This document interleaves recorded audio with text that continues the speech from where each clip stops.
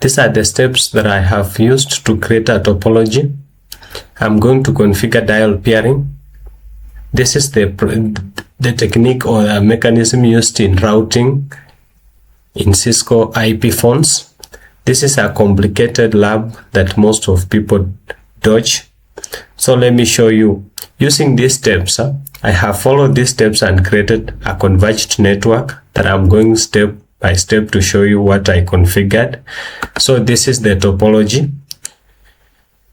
As you can see, this is the headquarter office.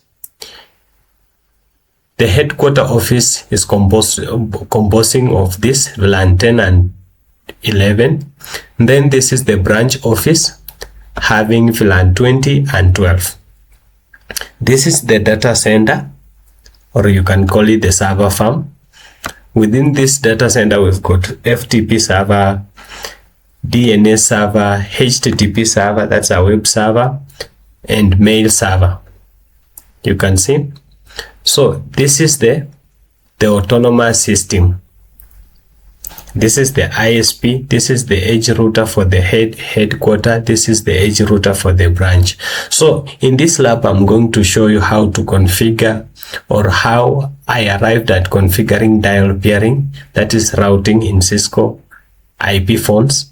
So on this switch, I created VLANs. You can see VLAN 10 and VLAN 11. VLAN 11 is not showing here because both of the VLANs are sharing the interfaces. You can see this is interface from first to 3, first Ethernet 0/1 to first Ethernet 0/3.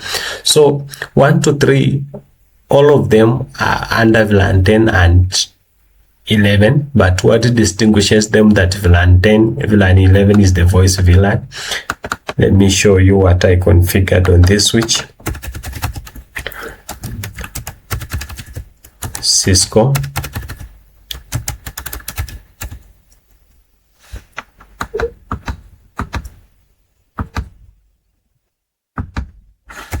So let me change enable password for you to be, that is Cisco. Cisco, then Cisco again, show running config. Let me explain my configuration. Leave alone this. This is the aspect of the configuring DNS. So you can see from port 1 up to port 3, all of them are accessing both VLAN 10 and VLAN 11. You see, switch port voice VLAN 11, that is voice VLAN here. Then VLAN 10 is the data VLAN at the HQ. Remember, all computers are connected to the phone, so computers are getting the internet service from the phones. So that is where data and voice is combined, that is converged network. So this is how I did it. You create a VLAN, you assign switch port to that VLAN. That's what I did on this switch. You see, then configure the trunk port. The trunk port is the port connecting this switch and this router here. This is the trunk port. The function of the trunk port is to allow the traffic from multiple VLANs to go to the router. So these are the lines for security purposes. So that's what I did on this switch. You can see show VLAN, show VLAN. There is VLAN 10, data VLAN, also having port 1 up to port 4. Then VLAN 11, same applies to port 1 up to port 4. Simple. So show interfaces trunk. So you see, gigabit 0/2, it is trunk, and it is operating on 802.1q. so this is the engine for inter-VLAN routing. So it routes the traffic from multiple VLANs through that port. So VLANs allowed here is 10 and 11. VLAN 1 is by default. So that is it. So this, I have also done the same on this switch.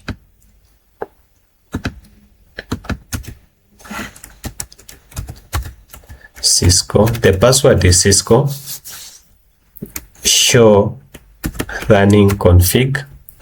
You can see this is the trunk port configured. This port here 0/10 is the trunk port.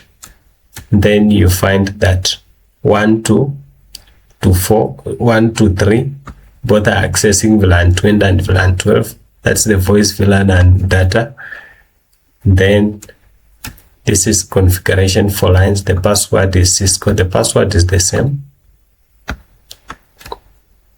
I'll attach this file for reference. So that's what I have configured here. The next step, according to these steps here, I did the first one, created VLANs. Now the second, I'm going to show you the third step. The third stage or step, having created the DHCP pools on this router. So the DHCP pools that are on this router is for VLAN 10 and VLAN 11. You can see. Show running config. You can see these are the configuration. IP DHCP exclude 172.16.11.1 up to 100. I have excluded first 100 IPs from the voice VLAN, so that my phones shall get IPs from 101 up to. So same applies to data. Data, it will get IP address from 86. First 85 IP addresses are excluded. So you can see IP DHCP pool, that is the voice, the name of the pool. Then you specify the network. This is the network here. Then the default router, the gateway, the first IP address in this particular segment or subnet. Then without this command, the VoIP will not work. Option 150 IP. This option is what links the phones to the call manager. So then the domain name, which is optional. Then the second DHCP pool is for data VLAN, this one. You specify the gateway, that is the first IP in that segment. The first IP in that segment, you specify the network. This is their network. Then the DNS. The DNS, I have given a common DNS here. That is 192.168.30.6. Okay, so that's what I have configured. That is the DHCP pool. That is the DHCP pool. That's a DHCP pool for this. So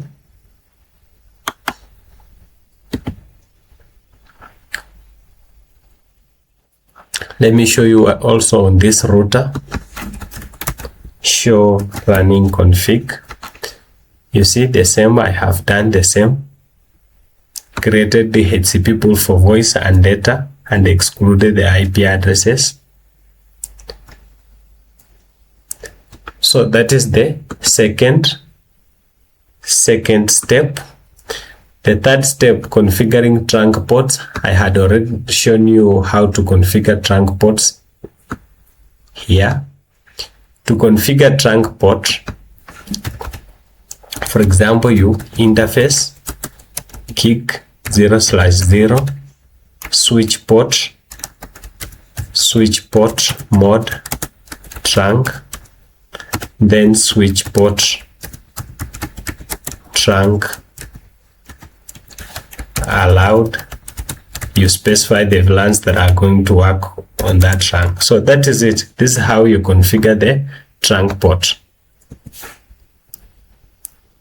And this is what I did here. You can see this is the OSPF part of it. So the OSPF is the one that is going to help me to exchange the routes. It's a dynamic routing protocol that I have used at least to dynamically locate routes here in this autonomous system. Autonomous system is just a collection of routers under the same administration or the same management.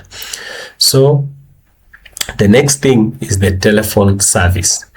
Let me show you how to configure the telephone service. Simple. To configure the telephone service, you go to the router. Under global configuration mode, you type telephone, then service, then the telephone service will be enabled. Then the next thing, you specify the maximum number of IP phones. In my case is 3. Then you specify the maximum number of direct numbers. After there, you write IP source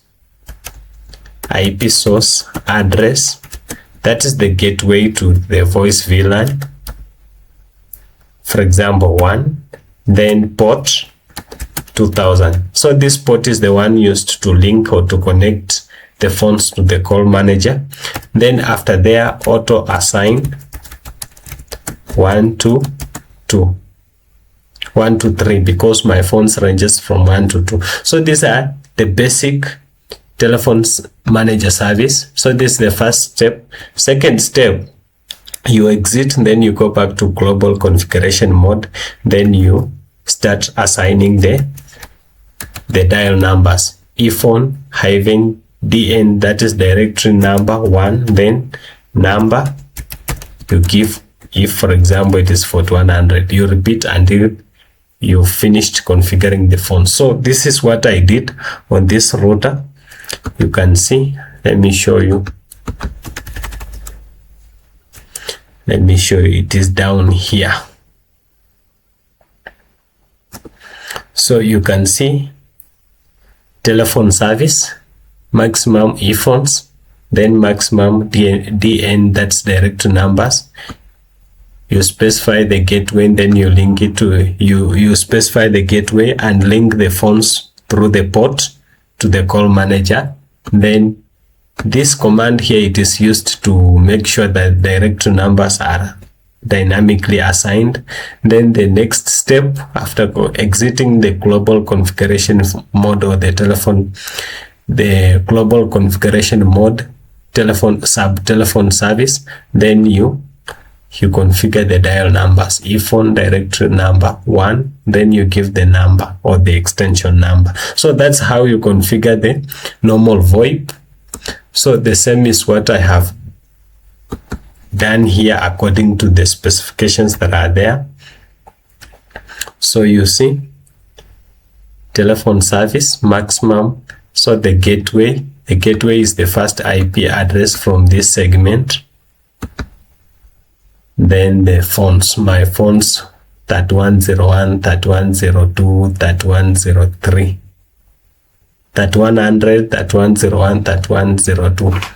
Same applies here, 4100, 4101, 4102. So after configuring this section, now let me show you how to configure dial peering. Dial peering is the routing, is a technique used to route or to direct calls in Cisco VoIP environment. So dial peering, for example, in normal cases, this phone, for example here, it is having 4102. So it should be able to call 4100. When you place, it rings. When you check 4100 on these phones, let me check what is 4100. 4100 is this phone. You see it is ringing. So when you take it, you are connected, and that's why the session happens. Then once I end there, the phone is ended. So, but these phones here, this one can call this one, can call this one, vice versa. But these phones here in this department or in the head office cannot call the branch office, not unless you've configured what we call dial peering. so that you've directed the call manager where to direct the calls. So this is how, let me show you. Before I show you in my configuration, this is how you configure it. You go to global configuration mode, you write this dial peer voice, then you give the voice ID, for example 2, then VoIP. After there, destination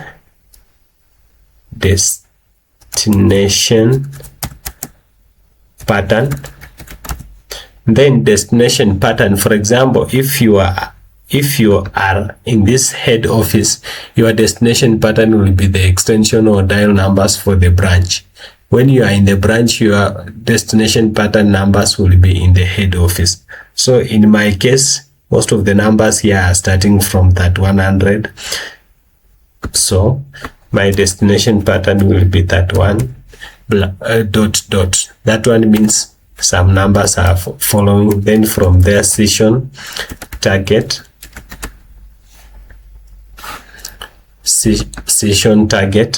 IP version 4. Then the gateway. If you are in the head office, you specify the gateway for this particular dial number. So the gateway for this, for example, it is 172.16.10.12.1. So that's how you configure dial peering. This is you are in the head office. When you are in the branch, you will specify the numbers in the head office. That is 41. Then this one you will change. The voice ID should be different, should be unique, that is. So then in this section you specify the gateway for the voice for the voice VLAN in the head office. So this is what I have done, and let me show you in my configuration. I just did this to minimize on time because, as you can see, the topology is very extensive. So this is what I did. Let's start here. You can check here, dial peering voice 2. You see, dial peer voice, voice ID, then VoIP, destination pattern, that one dot. This means these are the numbers in this segment. Then session target, this is the first IP address in this segment here. It is the gateway that is linking the phones to the call manager here in the branch. So when this phone tries to place a call, it will check through this dial peer. So let me show you on this router. When we come to this router now, you see the VoIP ID is totally different. Then the destination pattern is the extension numbers in the head office. Then the gateway is the first IP address here. So that is how you configure VoIP dial peering. Let me verify my configurations if at all it's working. First of all, let me ping. This is 4100. Let me ping phones in the same department. I have written wrong number. So it is ringing out, as you can see. I'm calling 4100. Let me verify this section. This is having that 102, then this is that 100. So let me call that 102, that 102. It is ringing out, you can see. Then let me now stand in this department, call this department, and also be at the head office and call the branch. So let me call 41. 4100 is the one of the extension number that is in the head office. You see, it is ringing. It is ringing. So, and remember, this phone is here. It is having its number is that 100. It is in the branch. Then when I come to this one, this is in the head office. You see, from that 100. That 100 is the phone whose extension is lying in the branch. So that is how dial pairing enabled me to link to call different phones in different departments. So now let me check. Let me call this one, that 100.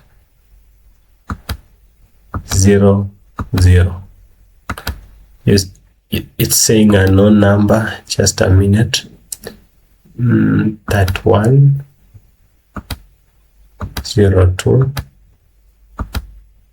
It is ringing. You see, when I check that 102, which phone is having that one? This one. So you see, it is ringing. So dial pairing is working. Another thing, let me verify through computers if this computer can communicate with this one. This is .87, then this is 88. So let me ping 88. Ping 192.168.10.87. You see it is pinging. Can it ping the DNS?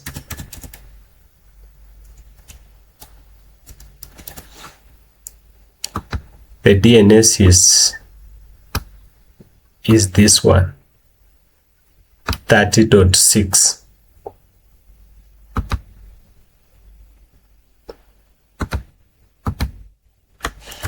Ping 30.6.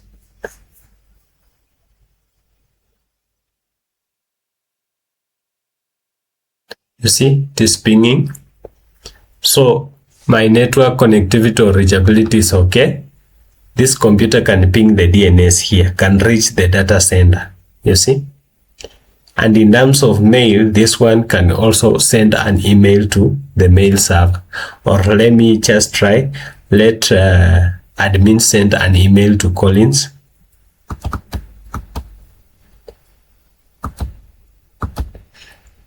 First of all,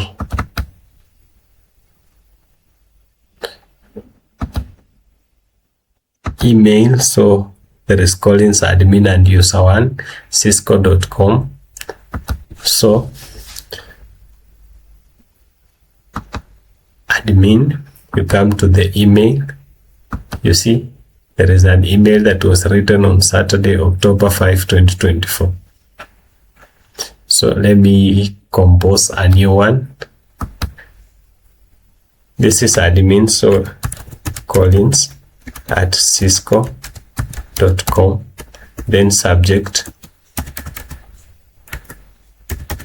CCNA 1, maybe dial pairing. Dear Collins,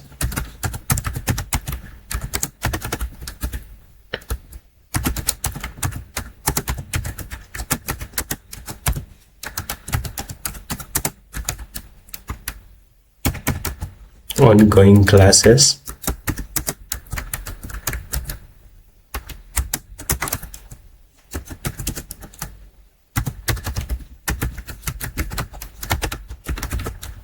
So this is the email that I'm writing to Collins. So when I send, you see, it is sent success. So when I go back to where Collins is, this is admin, is composing the email to Collins. This is just an additional thing that I'm showing you. But so you come here and then you receive. You see, the email was written on Saturday, October 5, 2024. So don't worry about time. This is the email that I have just written here, meaning my computers, they are working well. Thank you so much. Feel free to subscribe at Netlabs Hub, where I'll be doing complex stuffs and labs as this to help students and engineers and any other who will feel this is helpful.